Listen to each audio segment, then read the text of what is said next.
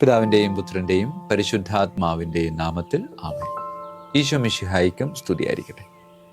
പ്രിയമുള്ളവരെ, ജർമ്മനിയിലെ ലൂർദ് എന്നറിയപ്പെടുന്ന ഒരു ദേവാലയമുണ്ട്. ജർമ്മനിയിലെ അൽത്യോട്ടിങ് എന്ന് പറയുന്ന ഒരു സ്ഥലത്ത് നിലനിൽക്കുന്ന പരിശുദ്ധ അമ്മയുടെ ഒരു തീർത്ഥാടന കേന്ദ്രമാണ്.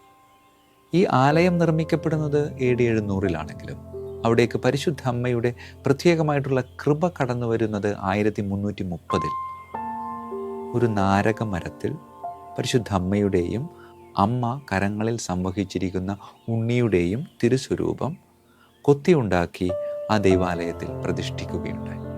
66 സെൻറ്റിമീറ്റർ മാത്രം ഉയരമുള്ള ആ സുന്ദരമായ ശില്പം അവിടെ സ്ഥാപിച്ചതിൽ പിന്നെ ഒരുപാട് ആളുകൾ അവിടേക്ക് തീർത്ഥാടകരായിട്ട് വരാൻ തുടങ്ങി. പക്ഷേ അത് ലോകപ്രസിദ്ധി ആർജിച്ച തീർത്ഥാടന കേന്ദ്രമായിട്ട് മാറിയതിൻ്റെ പിന്നിൽ വലിയൊരു സംഭവമുണ്ട്. 1489-ൽ ഈ പരിശുദ്ധ അമ്മയുടെ ആലയത്തിലേക്ക് 3 വയസ്സും മാത്രം പ്രായമുള്ള ഒരു കുഞ്ഞിനെയും കൈകളിലേന്തിക്കൊണ്ട് ഒരമ്മ കരഞ്ഞുകൊണ്ട് ഓടി വരുന്നുണ്ട്.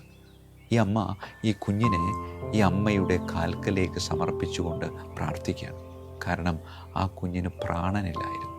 തൊട്ടടുത്തുണ്ടായിരുന്ന ഒരു അരുവിയിലേക്ക് ഈ കുഞ്ഞ് വീഴുകയും ആ കുഞ്ഞിനെ അവിടെ നിന്ന് പൊക്കിയെടുക്കാൻ താമസം വരികയും അങ്ങനെ മരവിച്ച കുഞ്ഞിനെയാണ് പിന്നെ ഈ അമ്മയ്ക്ക് ആ വെള്ളത്തിൽ നിന്ന് കിട്ടുന്നത്. അമ്മയുടെ ഹൃദയം തകർന്നുപോയി. ആ തകർക്കപ്പെട്ട ഹൃദയവുമായിട്ട് അമ്മ ഓടി വരികയാണ്. എന്നിട്ട് പരിശുദ്ധ കന്യകാമറിയത്തോട് പ്രാർത്ഥിച്ചത് ഇത്രമാത്രം: എനിക്ക് ഈ കുഞ്ഞിനെ വേണം, പ്രാണനോടുകൂടെ എൻ്റെ പ്രാണനായി ഈ കുഞ്ഞിനെ എനിക്ക് തിരികെ വേണം.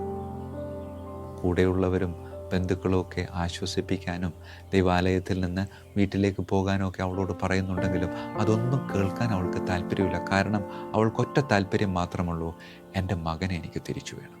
ശാഠ്യത്തോടുകൂടെ വിശ്വാസത്തോടുകൂടെ അമ്മയുടെ മുമ്പിൽ അവൾ അലമുറയിട്ട് പ്രാർത്ഥിക്കുക. അവസാനം പരിശുദ്ധ കന്യകാമറിയം ഈ അമ്മയുടെ വിശ്വാസത്തിൻ്റെ മുമ്പിൽ തോറ്റുകൊടുക്കുക. നഷ്ടപ്പെട്ടു പോയ പ്രാണൻ തൻ്റെ മകൻ്റെ പ്രത്യേക ഇടപെടലിലൂടെ, കയ്യിലുള്ള ഉണ്ണീശോയുടെ ഇടപെടലിലൂടെ ഈ നഷ്ടപ്പെട്ട പ്രാണൻ ഈ കൊച്ചിന്, ഈ 3 വയസ്സുള്ള കുഞ്ഞിലേക്ക് തിരികെ കൊടുക്കുക. പ്രിയമുള്ളവരെ, അമ്മയുടെ സന്തോഷം, അവിടെയുള്ളവരുടെ ആഹ്ലാദം, പിന്നീട് തീർത്ഥാടകരുടെ പ്രവാഹമായിരുന്നു ആ സ്ഥലത്തേക്ക്. ഇപ്പോഴത്തെ കണക്കനുസരിച്ച് പറയുന്നത് 10 ലക്ഷത്തിലധികം ആളുകൾ ആ ദേവാലയത്തിലേക്ക് ഓരോ വർഷവും തീർത്ഥാടകരായി പല സമയങ്ങളിലായിട്ട് വരുന്നുണ്ടെന്ന് പറയും. പ്രിയമുള്ളവരെ, സോഷ്യൽ മീഡിയയിലൊക്കെ ശ്രദ്ധയാകർഷിച്ച ഒരു കാര്യമാണ് ഈ കഴിഞ്ഞ ഓഗസ്റ്റ് മാസം 2025 ഓഗസ്റ്റ് മാസം ആദ്യ ആഴ്ച അമേരിക്കയിൽ നിന്ന് ഏതാണ്ട് 7000-ഓളം പേര് ഒരുമിച്ച് ഈ ജർമ്മനിയിലെ ലൂർദ് എന്നറിയപ്പെടുന്ന അൽത്തോട്ടിങ് എന്ന സ്ഥലത്തേക്ക് തീർത്ഥാടകരായിട്ട് വരികയാണ്.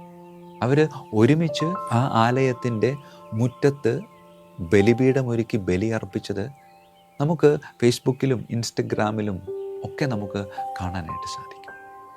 പ്രിയമുള്ളവരെ, പരിശുദ്ധ അമ്മ ശക്തമായ സാന്നിധ്യമായി എന്നും ഇന്നും എപ്പോഴും നമ്മുടെ കൂടെ ഉണ്ടായിരിക്കും എന്നൊരു ഉറപ്പാണ് ഈ ജർമ്മനിയിലെ ലൂർദ് എന്നറിയപ്പെടുന്ന അൽത്തോട്ടിങ്ങിലെ അമ്മ നമ്മളോട് സംസാരിക്കുന്നത്.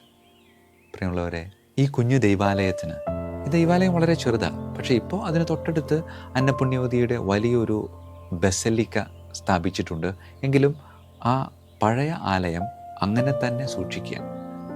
ആ ആലയത്തിൻ്റെ ഒരു പ്രത്യേകത എന്ന് പറയുന്നത് 8 കോണുകളുണ്ട്. ഏതാണ്ട് നമ്മളൊക്കെ കണ്ട് ശീലിക്കാത്ത ഒരു ദൈവാലയ ആകൃതിയാണ് ഈ കുഞ്ഞ് ദൈവാലയത്തിനുള്ളത്.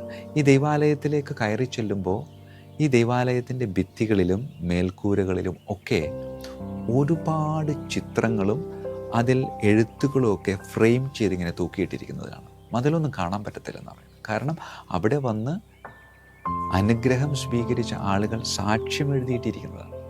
അത്രമാത്രം സാക്ഷ്യങ്ങൾ, അത്രമാത്രം അത്ഭുതങ്ങൾ അവിടെ നടക്കുന്നുണ്ടെന്നാണ് പറയുന്നത്. പരിശുദ്ധ പിതാവ് ജോൺ പോൾ II പാപ്പ, ബെനഡിക്റ്റ് 16 പാപ്പ, ഇവരൊക്കെ സന്ദർശിച്ചിട്ടുള്ള ഒരു ദൈവാലയം കൂടെയാണ് ഈ ജർമ്മനിയിലെ ലൂർദ് എന്നറിയപ്പെടുന്ന അൽത്തോട്ടിങ് ദേവാലയം.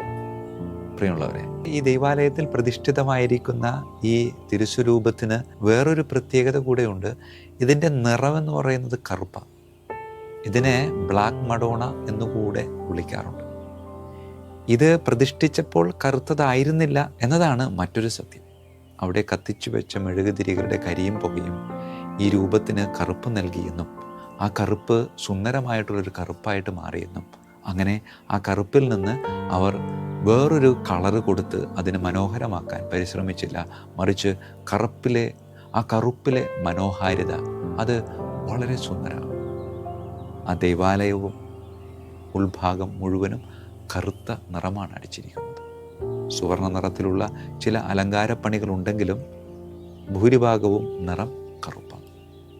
പ്രിയമുള്ളവരെ, ഈ ബ്ലാക്ക് മഡോണ നഷ്ടപ്പെട്ടുപോയ കുഞ്ഞിന് പ്രാണൻ നൽകി അമ്മയെ വലിയ ദുഃഖത്തിൽ നിന്ന് കൈപിടിച്ചുയർത്തിയ ഈ പരിശുദ്ധ കന്യകാമറിയം നമ്മോടൊക്കെ പറയുന്നൊരു കാര്യമുണ്ട്. നിൻ്റെ ജീവിതത്തിൽ മരണതുല്യമായ പല ദുരനുഭവങ്ങളും നിനക്കുണ്ടാകും. ആ സമയത്തൊക്കെ നിൻ്റെ കൂടെ നിലനിൽക്കുന്ന എൻ്റെ കയ്യിലുള്ള പൊന്നോമന മകനായ ഈശോയുടെയും സാന്നിധ്യം തിരിച്ചറിയാനായിട്ട് സാധിച്ചാൽ നിനക്കും വലിയ അത്ഭുതങ്ങൾക്ക് സാക്ഷ്യം വഹിക്കാനായിട്ട് സാധിക്കും. അതേ പ്രിയമുള്ളവരെ, പലപ്പോഴും നമ്മുടെയൊക്കെ ജീവിതത്തിലും ഇനി ഞാൻ എങ്ങനെ മുന്നോട്ട് പോകും എന്നിങ്ങനെയുള്ള ദുരവസ്ഥകളിലൂടെ ഒക്കെ നാം ഒരുപാട് കടന്നു പോയിട്ടില്ലേ? പ്രാർത്ഥിക്കാം നമുക്ക്. കരങ്ങൾ കൂപ്പാം, കണ്ണുകളടക്കാം. കാരുണ്യവാനായ കർത്താവേ, മരണകരമായ വേദനകളിലൂടെയും അവസ്ഥകളിലൂടെയും ഒക്കെ പലപ്പോഴും കടന്നു പോയിട്ടുള്ളവരാണ് നമ്മൾ ഓരോരുത്തരും. ചിലപ്പോൾ ഇപ്പോൾ അങ്ങനെയുള്ള അവസ്ഥയിലൂടെ കടന്നു പോകുന്നവരാകാം. ഇനിയും കടന്നു പോകാൻ സാധ്യതയും ഉണ്ടാകും. പ്രാർത്ഥിക്കാൻ നമുക്ക്. നമ്മുടെ കൂടെയുള്ള അമ്മയുടെ സാന്നിധ്യം, കൈകളിലെ ക്രിസ്തുവിൻ്റെ രക്ഷാകരമായ ചൈതന്യം അത് പലപ്പോഴും തിരിച്ചറിയാതെ പോകുന്നുണ്ട്. കാരുണ്യവാനായ കർത്താവേ, എൻ്റെ കൂടെ നിൽക്കുന്ന ദൈവീക സാന്നിധ്യത്തെ തിരിച്ചറിഞ്ഞ് എല്ലാ പ്രതിസന്ധികളിലും ബുദ്ധിമുട്ടുകളിലും അങ്ങയെ മുറുകെ പിടിച്ച് അവയൊക്കെ ധൈര്യസമേതം തരണം ചെയ്ത് മുന്നോട്ട് പോകുവാൻ ഞങ്ങളെ ഓരോരുത്തരെയും അനുഗ്രഹിക്കണമേ. കർത്താവായ ക്രിസ്തു വഴി ഞങ്ങൾ സമർപ്പിക്കുന്ന പ്രാർത്ഥന കേട്ടരുളണമേ. ആമേൻ. ഈശോ മിശിഹായിക്കും സ്തുതിയായിരിക്കട്ടെ.